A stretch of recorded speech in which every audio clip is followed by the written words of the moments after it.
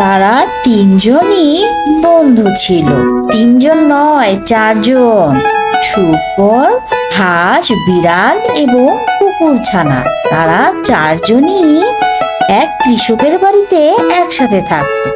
একদিন গরমের সময়, প্রচন্ড গরমে একটা গাছের নিচে শূকর উল্টিয়ে পাল্টিয়ে ঠান্ডা আবহাওয়া নিচ্ছিল, কারণ তার খুবই গরম লাগছিল। সে ঘেমে যাচ্ছিল।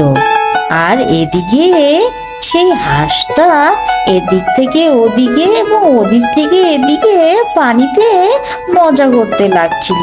তার তো গরমই লাগে না। আর এ দেখে শূকর দৌড়ে গিয়ে হাঁসকে বলল, তুমি কি আমাকে সাঁতার শেখাতে পারবে? হুম হুম হুম।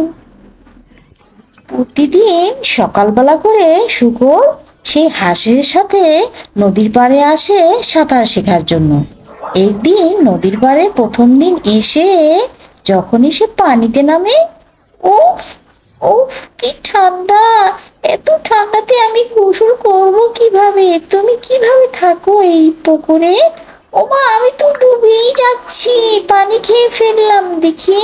ও, আমার খুবই রাগ হচ্ছে। আমি আর কখনোই তোমার সাথে নদীতে সাঁতার কাটতে আসবো না। তুমি আমাকে এখনই পানিতে ডুবিয়ে মেরে ফেলতে চেয়েছিলে। যাও, তোমার সাথে কোনো কথাই নেই। এই বলে সে রাগ করে সেখান থেকে চলে গেল। হঠাৎ দেখতে পেল এক গাছের ডালের উপরে এক বিড়াল বসে গান গাইছে, মজার মজার গান। তা দেখে সেই শূকরের অনেক হিংসা হলো।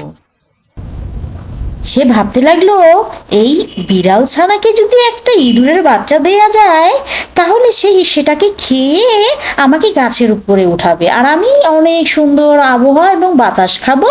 আমার খুবই ঠান্ডা লাগবে, আমার অনেক ভালো লাগবে।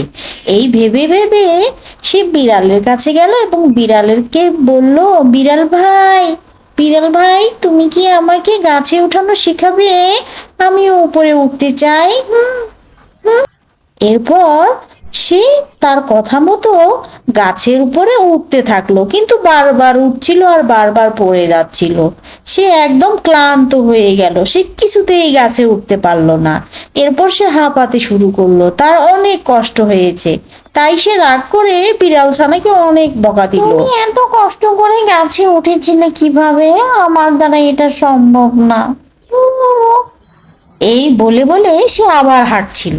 হঠাৎ দেখতে পেল এক যুবকের হাতে একটা গুলি ছিল এবং তার সাথে একটা কুকুরছানা ছিল।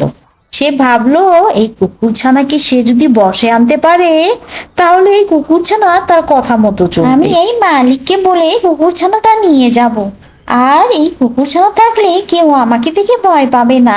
এই কুকুরছানা তাদেরকে তাড়িয়ে দিবে। এই বলে কুকুরছানাকে সে সাথে নিয়ে চলে এলো এবং মাঠ দিয়ে দৌড়াতে থাকলো। কুকুরছানা এত জোরে দৌড়াচ্ছিল যে তার সাথে সে পেরে উঠছিল না, সে অনেক হাঁপিয়ে গিয়েছিল। হঠাৎ করে সে গুড়মুড় করে মাটির থেকে নিচে পড়ে গেল। মা, বাঁচাও!